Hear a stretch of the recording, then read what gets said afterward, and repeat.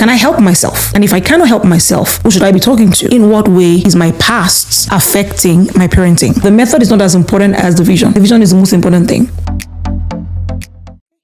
What's your name and what is the name of your company? My name is Oluseye Ashiru and I run several organizations. I am founder of Families Are Rising and also executive director of Families Are Rising Resource Center in Edmonton. I also run a coaching company called Shift into Legacy Coaching and Consulting, and I'm co-founder Living Boldly Inc. I'm an author, I'm a Christian family life practitioner, I'm a therapist, and I'm a coach. And over the last, say 15 years or more, I have been running these organizations and it's been an amazing time. Just seeing what God can do with one person who's yielded to Him. What is Families Are Rising all about? Families Are Rising is a global organization dedicated to supporting individuals and families to bloom in their wellness, to thrive in their identity and purpose, to flourish in their families, so marriage and parenting, and also to think of how do we leave a legacy of faith for those that are coming behind us. When did you start this ministry and how long have you been in business? I would say that the ministry of Families Are Rising started when I became a mother,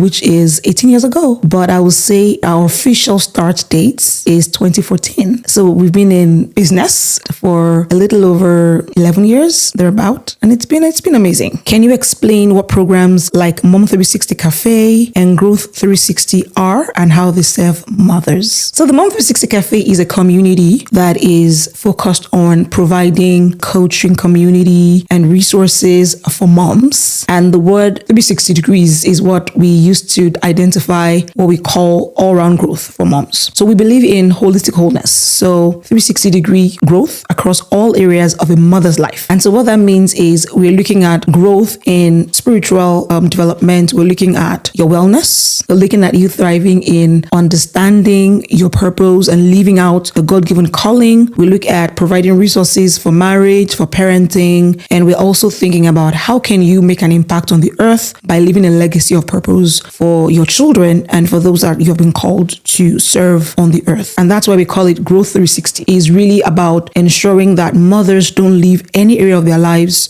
untouched. You shouldn't be successful, for example, in business while your family is struggling, or you shouldn't find yourself surviving and doing well, for example, in your faith while you don't have any money, right? So we believe in holistic growth, Growth 360. That's what we call it. It's why we have the name 360, why we call it the Mom 360 Cafe. It's just a space to help mothers grow and thrive across all areas of their lives. What is that one special advice you have for mothers on parenting? I will say, just know that each child is different. And it is important that before we focus our attention on the external, which is raising the child, we should also think about how do I want to be known as a person? Because I find that a lot of us are parenting the way we're raised without thinking of, is this method enough or is this method great enough for my own child? So you cannot say that because you're raised a certain way, I will raise my child the same way. So it's important that we focus our attention on healing first from the inside before we think of passing on anything to our children. Because I like to describe it this way. Even if water is coming in clean, the moment it passes through a dirty vessel, the output will be dirty. So if you're raising your children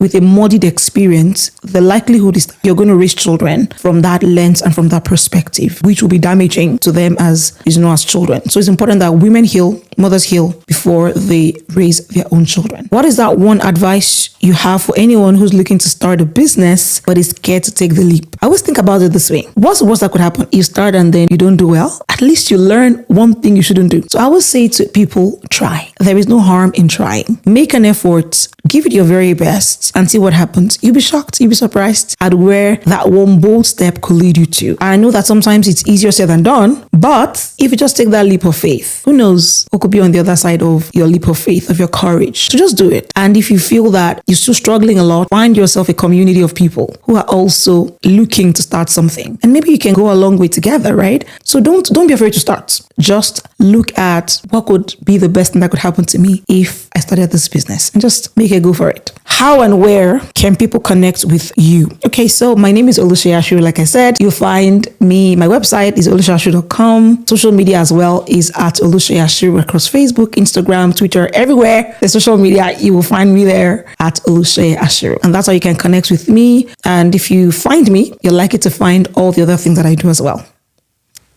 Okay, from your introduction, you mentioned childhood trauma. We as mothers should go to therapy and work on ourselves before we start giving birth. So does this mean that all mothers, especially maybe immigrants, we all have childhood trauma we need to heal from before giving birth? Does this apply to everybody? I think the most important question we need to be asking ourselves really is, if I think of my own childhood experience, would I say that I have any negative experience that can impact on how I'm raising my children? I think the moment we answer that question, then we can check within ourselves and say, does this experience look like something I need to heal from? Because not everybody has had a bad experience. Some people have had really good experiences growing up. Their first experience, for example, of caregiving, maybe through an auntie, uncle, parent, whatever, in childhood was good. So maybe they don't really have any parenting experience to heal from, but they could have had other experiences. It may not be about parenting, it could be about money. It could be their money perspective. It could be their perspective around maybe bullying, other things. So just check within yourself and say, do I have any experience in my past that has a capacity to impact on how I'm raising my children negatively? If you have any experience like that, then you need to check and say, in what way is my past affecting my parenting? And just go and heal. But if you don't find any, which I doubt there will be anybody like that on earth who hasn't had any negative experiences at all. But if you don't find any, that's okay. But if you find any, even if just one, then you have to find a way to heal. You have to do a deep dive. And it doesn't have to be through therapy. It could even just be you writing about those experiences and letting go of the pain of the past or whatever that looks like. Yeah. But everybody needs to do that deep dive and check within themselves and see. And of course, for some people, they've already had children. So they can go back and say, but from wherever you are right now, you can say, ask yourself this question. What is the lens through which I'm parenting my child? Is it how I was raised, or am I intentional about that perspective? Is it what I chose or what I know? Because you can choose how you want to raise your children, right? And based on your own value system, based on your own personal vision for your family, or are you defaulting to how you were raised, or are you defaulting to some negative experience in your past? So you have to check those things and see if you're truly living the life the way you want to live it. If you're really raising your children based on what you see for the future, right? I think that's the most important thing to ask ourselves. And when you ask yourself this and you think you figure out some things from your past you need to unlearn and not pass down to your kids, how do you do this? Do you start reading? Do you start praying? How do you unlearn all these things? I mean, I think it'll be a combination of different things, right? Okay. Depending on what you find. If it's something that, for example, you can unlearn by reading, you could try that. That's a great perspective. If it's something that is really deep that you can handle your own, you can talk to a professional. It could be a coach, it could be a therapist, anybody that can help you unlearn that habits that you formed because of your past experience. If it's a traumatic one, for example, maybe talk to someone who has some professional training on dealing with past trauma, and they can help you heal from those things. And when you've done a healing deep dive, then you can start to say, okay, now that I'm healed from this experience, what choices can I make from today that can positively impact on my parenting or on me raising my children well, right? So I think it's important that we check what kind of experience is it. Can I help myself? And if I cannot help myself, who should I be talking to? What professional can I seek that can help me become the kind of person who can truly raise, intentionally raise my children the way that I want to raise them. Yeah. And there's this thing I'm seeing on the streets of social media, especially Instagram, about a lady, she was talking to her 4-year-old. She was so calm, and the way she's trying to resolve the issue they're having is kind of gentle parenting. So is that like the best way to parent? Because a lot of people are trying to model that type of parenting. So is it to say that gentle parenting is the best way to go and bring up a good child? I think that I will say that your parenting method shouldn't be based on a methodology that people say is popular. One of the things that I like to say to people who come into coaching, for example, is to say, first of all, what is your own personal vision when it comes to this child? What method can you apply that helps you raise your child according to the vision you have? So your vision is what determines what kind of style of parenting you use, right? Because at the end of the day, I have 3 children. I'm not raising them the same way because each child is different. Each child's personality is different. Some children children, for example, are just great at obeying people. Yeah. Like you tell them, oh, this is what I want. And they just, oh, yes, mommy. And they do it. And then you have other children where you have to like, oh my God, you have to speak, you talk, you punish, you discipline, you do all manner of things. Yeah. Right? They're just strong-willed. So your method for parenting, your tactics for parenting should really depend on your vision. What's my vision? I like to say, what's your vision, first of all? What's the culture that you're trying to create in your home? And in what way is your daily lifestyle, your daily choices feeding into your vision for your child? The schedule you have in your home, how is this helping this child develop to become who you want them to become, or to become the vision that God has in mind for you to become? I like to use the example from the Bible. We think about other people in scripture. If you notice, you see people say things like, oh, an angel appeared to this mother and said, don't cut your child hair. Or an angel appeared to this mother and said, this is how you should raise this child. Why? Because each child has a different destiny. So we can't just use one label of a kind of parenting to raise every child. Yeah. It's important that we raise each child according to where they are going. So that means that the responsibility of understanding a child's destiny and future is on the parents. Okay. We have that responsibility to check, where's my child going? Where are they headed? And what's the best way that I can raise my child to go in that direction that I want them to go? That's the most important thing. It's not a methodology. Okay. It's more of where are we headed as a family? What can get us there the best? For example, if you're traveling and you want to go maybe from one part of the city to the other, what determines the choice of transportation will be dependent on many factors. Is it a leisure ride? We could take the boats and do the Edmonton River boats and go across. Why? What are we trying to do? We're not trying to get there fast. We just want to spend time together as a family and have fun. If you want to get there quickly, maybe we'll take the plane. So your choice of a transport system depends on your vision. Are we trying to have fun? Do you want to get there quickly? Do you want to bond in the car? Do you want to take a road trip? So that tells us that the method is not as important as the vision. The vision is the most important thing. And when was your aha moment, in starting Family Arising? Was it that you had some childhood trauma you didn't want to pass down to your kid? Because you mentioned you started this when you gave birth, right? Was it that you had some trauma you didn't want to pass down, or did something happen to push you into starting Family Arising? I would say that, like I said, I was saying that, that's the idea, the vision of Family Arising started off when I started having children. And I think it's because I just always believed that there's a way that we should raise our children, or there's a way that our family should operate. And I was reading a lot of books before I got married, and I was raising my children that way. Like I had these ideas of what I wanted to see in my family. And so I was very intentional about, even when I was pregnant, the things that I would do. And I found that when I had my son, I remember going for a program and I was asking the woman that's like, I just feel like I love that I'm a mom, but I feel like there's more to my life. And I was just asking those questions. And I remember that I didn't really get an answer to those questions that were in my heart, but I was just living my life, And I remember I went into an MBA program at that time. And so I had my friends who were in the same program with me. 5 of us were pregnant at the same time in my MBA class, which was very interesting. And so we became friends. So we studied together and all of that. One thing that was recurrent over the years was people were asking me all the time, how do you happen to be able to live a life that doesn't feel frazzled? I'll never frazzle. I had these schedules, I had my routine. Like, how are you so much at peace, raising children, doing an MBA and everything? And then I remember when my friend said to me one day, I'd gone back to work after I'd had my daughter, and she said to me, you're never faced. Write me a Bible on motherhood.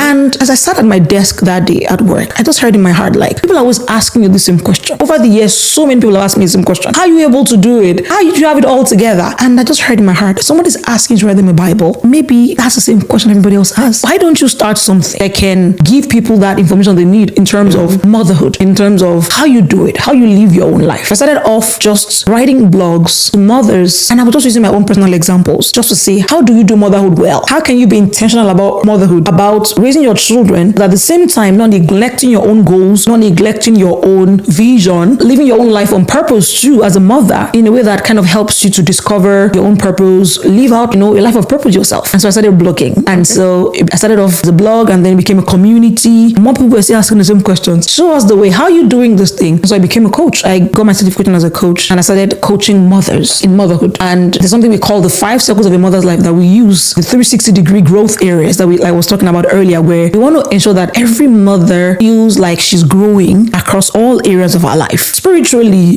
for her own self, her mental wellness, emotional wellness, for herself and her family, thriving in her purpose, understanding who she is, identity, and then giving her the parenting or marriage resources that she needs to have a great home as well. So we want to ensure that every area of our lives as mothers is covered. We don't feel as though we are imbalanced. You're good at parenting, but you suck at, raising money or having a great career. We want to ensure that as much as we are raising our children well, we are also ensuring that every area of our lives is covered. And that's what started off the journey. Just that idea of how can mothers really thrive, across all areas of their lives. And, I know you may not know the exact number, but, how many mothers on the average can you say your platform has helped to achieve their motherhood goal? Yeah. Okay. So while we don't know the exact number, I know that the last count we had, based on some of the numerics that we check, like insights that we check on the back end, at least we know we have presence in over 181 countries, globally, and our resources have been able to reach at least 181,000 families across the world. And some of them we don't even know where we are reaching, but we know that from the figures we can see, the ones we know, we've been able to reach over 181,000 families across the world with our resources. And it's been interesting. It's been a great journey seeing those families transformed because of something we wrote. Maybe it's a book we have, a podcast we are hosting, a video we shared, a resource, whatever it is. It's beautiful to see families being impacted and seeing people take some of our resources and actually use them. And we've seen testimonies from across the world, people that we don't know from anywhere. I think that's one that gladdens my heart the most. People reach out to me privately and said, "Oh, I saw a resource somewhere, and I was using the resource, and I got to the end and I saw your name." And I was like, "Wow, I didn't even know you wrote the resource." And that gladdens my heart because the goal is not to have only my friends, for example, use the resource. Is to democratize our resources in a way that anybody, anywhere, from different parts of the world can pick that resource, and it becomes a blessing to them because they found it somewhere. And I thank God because we've seen that happen across all our platforms. And when you talk about platforms, where do you mean? So we have a community where we host our moms. We call it the Mom 360 Cafe. And then we also have a free app actually on Apple, iOS. That. I don't know that. Yes, we have our app on iOS and on Android. It's a free app where we host free resources for families. And then we also have social media platforms. We're on YouTube. We have our videos on there. We're on Instagram. We're on Facebook. Across social media, we have our websites. We host our blog. We have our articles. We have our books that we've written. We have devotionals. We have books. We are also on YouVersion. We're on the YouVersion Bible app. We have about maybe 35 or more YouVersion devotionals that we've written. So everywhere where we can put our presence, everywhere we feel like, oh, people are here, let's reach them where they are at. And we've tried our best to have our hand everywhere we can.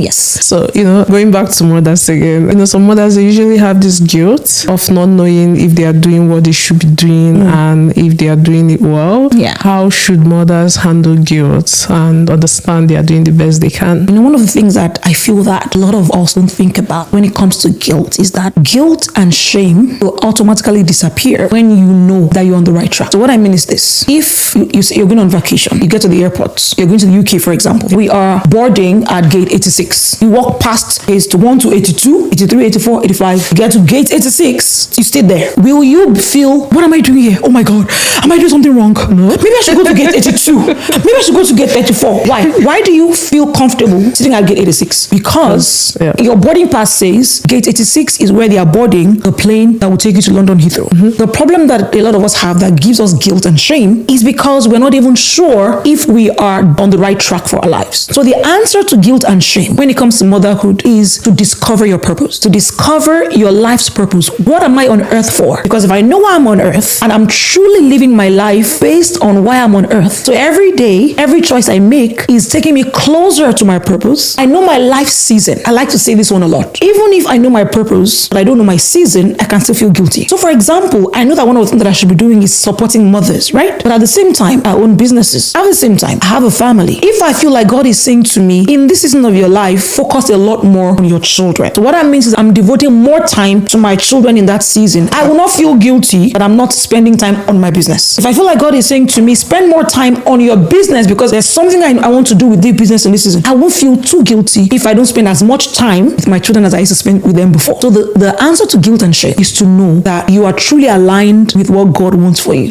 In this current season of your life, you're doing the right thing. You are at gate 86 when you're going to Heathrow. Another day, maybe at gate 32 if you're going to Toronto. But you're not competing with anybody who's going to Toronto. Or why are you not at gate 32? Because I'm not going to Toronto. I'm going to Heathrow. See what I mean? So your life's choices should be based on where you're going. So you don't feel guilty if somebody else is going to Toronto and they are going to gate 32. You don't feel uncomfortable. You're not bothered about where they are going because you know where you are going and you are aligned with where you're supposed to go. And if you're to tell your younger self something or one thing before you become a mother, what would that be? I think it will be about this idea of identity, because there's something about really knowing who you are that shapes everything else you do. I will have no apologies for anybody if I truly, fully understand who I am. I will live my life with boldness, courage, no shame, no guilt. So I'll tell my younger self, discover your identity on time. Know who you are. Run your race and then focus on your lane. Don't let anybody distract you. That's what I would tell my younger self. Yeah. Have you ever had a mom's fail? Even as a coach. I know nobody's perfect. Yes, nobody's perfect. Have you ever had a mom's fail that you're willing to share so that we all know that even you as a coach, you also fail sometimes? Oh my God. I think my mom failed, and I'm very happy to confess. Just, sometimes just yelling. Yeah. Sometimes you're tired, you're cranky, and because you haven't taken time to care for yourself, you find yourself just unnecessarily stressed and you're taking it out on the people around you. Because I find that sometimes, especially as mothers, we take out our tiredness on those closest to us, our family, instead of us to deal with the issue, which is go and rest. Yeah. Take a nap. And then I just find myself sometimes just being unnecessarily short, it's unnecessarily cranky, unnecessarily just not being this best at my behavior. Yeah, because right you're in human. that moment, because I'm tired, right? Yeah. And one thing that I'm learning is that I keep checking with myself now. I say, what's going on? Like if I find that I've snapped at someone twice, I'm like, well, what's going on here? Are you tired? Go and sleep. Take a nap. What's going on? Why are you cranky? Is there something going on here? And especially for us as women, hormonal issues are also there. Some of us don't talk about. Some of us, as you grow past 30, going into 35, you have sometimes hormonal imbalance, but we don't even think about those things. Your hormones are raging all over the place, and it's affecting how you're behaving in your family. So it's important that so now I check myself. I'm like, what's going on? Do I need to drink water? Do I need to take a nap? Should I rest? And so that's really what I would say my mom felt. Like just yelling on unnecessarily when I have no business. Yeah. Shouting on the people that are closest to me. Yeah, we're all human, even as moms. So what's that most controversial advice you give Christian moms that makes them uncomfortable?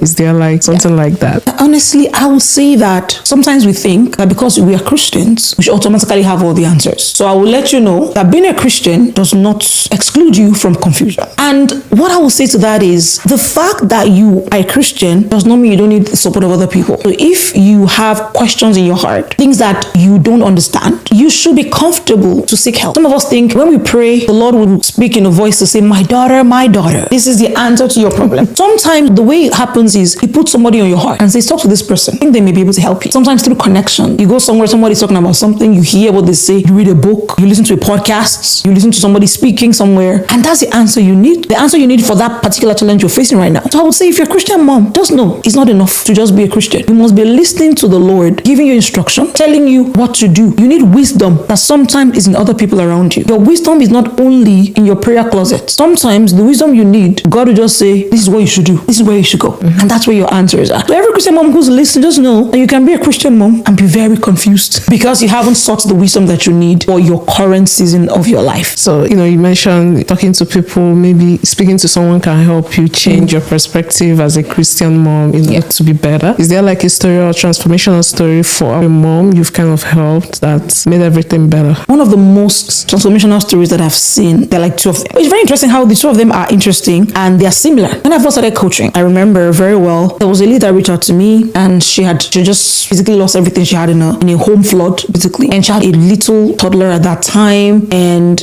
as a family, they were going through a lot. I was having this coaching program that I was doing for moms. It was a Discovering Your Purpose program. And she reached out to me and said, just lost everything we have. Can I get a scholarship to attend this program? I said, okay, why not? Your story is very touching. Let's do this. And she came on board that program. And till date, she's one of the most intentional people I've ever met in my life. She took the thing as though her life depended on it. Like she would sit in the bathroom because then she had to move back to her parents' home because they didn't have a home anymore. Yeah. And the only quiet place she could find was in the bathroom. She would sit in the bathroom and be a part of the coaching session. She would do her homework like her life depended on it. And now she's thriving. She's doing so great. And I think of those kinds of people. Lady, I didn't know her from anywhere. Maybe I shouldn't talk to her. I'm proud. What would she think about me? How would she perceive me? She didn't do that. She reached out and I was able to coach her. And now she has a thriving coaching business on her own too. She's a coach now too, which is amazing, right? And this other lady as well. I remember very well, we started our mentoring community called Mom University at that time. And this lady came in and said, I'm new to Canada. Just came in a few months ago. I want to do this program, but right now we cannot afford it. We had scholarship programs ongoing that people had sponsored. So I offered her one of the scholarship. And she started this program. It was a 1-year program. Started this program. And the person who had no job just came in struggling. She couldn't pay for, I think it was just $100 at that time. She couldn't pay the $100 to be a part of this program. In 3 months of the program, she had several jobs waiting for her. Wow. She now had to choose which one she wanted to do. In 3 months, she was able to afford afford not only the $100 fee, she was now up-leveling herself into one-on-one coaching with me. From I can't afford $100 to I can afford thousands of dollars to do one-on-one coaching. For me, that was like, I was like, what? In 3 months, she became this person who couldn't even pay $100. Someone who was willing to invest thousands of dollars in one-on-one coaching. That for me was like the most rapid growth I had seen in a long time. But that tells me something, which is the most important part of this is not even about, oh, I did this for them. It's about the fact that if one person is willing to partner with wisdom, they can go far. It doesn't matter where you are at. It doesn't matter where your circumstances are right now. You could be at the bottom of the ladder and you just say, you know what? Today is the day that I embrace transformation. Today is the day that I want to make a difference in my life. And you partner with the wisdom and you run with that wisdom and you live your life according to the wisdom you get. Anything can happen. You can go from 0 to 1,000 in 3 months if you're willing to invest in that dream and give it all it takes. That's my lesson from those stories of transformation. And if someone is interested in the coaching sessions, they should, reach out to you via Family Arising website. Yeah, they can go to if you go to oluseyashiru.com, everything that I do, you find from there. So if you wanted to do coaching with me, you want to join Families Arising, part of our community for moms, you want to do therapy, whatever. If you go to my website at oluseyashiru.com or just follow me on Instagram, send me a DM, email me at coaching@oluseyashiru.com. We'll be able to support you and give you the right tool. Because sometimes you think you need coaching and we look at it and say, based on what you're saying, I think therapy is better for you. Or based on what you're saying, join our community or just take this free resource. Go and use it first. So it depends on what you're looking for. So I would just say best thing to do is reach out to me on my website, even book a free consultation, for example, and we can see what you need and lead you in the right direction. Before I let you go, what is that one thing every mother should stop doing, and what is that one thing every mother must do? So it's two-way question. Okay, so let's start with what we should stop doing. I think we should stop limiting ourselves with what we are capable of becoming. The moment we embrace the idea of there's nothing impossible for me to achieve when I partner with God, that's such a big deal. To not allow motherhood to be an excuse for you not to step into your big and bold dreams. To not allow motherhood to be the reason you're not thriving or blooming or flourishing. To not use motherhood as your reason for not stepping up into the purpose of God for your life. So stop doing that, okay? What should you start doing? Start embracing a mindset of legacy. To say, I'm here not just to be here, not just to be part of a number of people on the earth. I'm here to make an impact. I'm here to make a difference. The world must know that Oluseye came. If I step my foot into any space, I must leave an imprint in that space. They must remember me forever because I came here. So every mother should embrace that legacy mindset of, I'm not just here to mark a number, but I'm here for a reason, and I must partner with God to fulfill that reason for my existence. That's what I would say. Thank you so much, Oluseye, for coming. Yes, we truly appreciate it. It's been great. Thank you for having me. I've had so much fun chatting with you. Thank you. All right, thank you, viewers, for staying by, and please make sure to like, share, and subscribe. See you on the next one. Bye.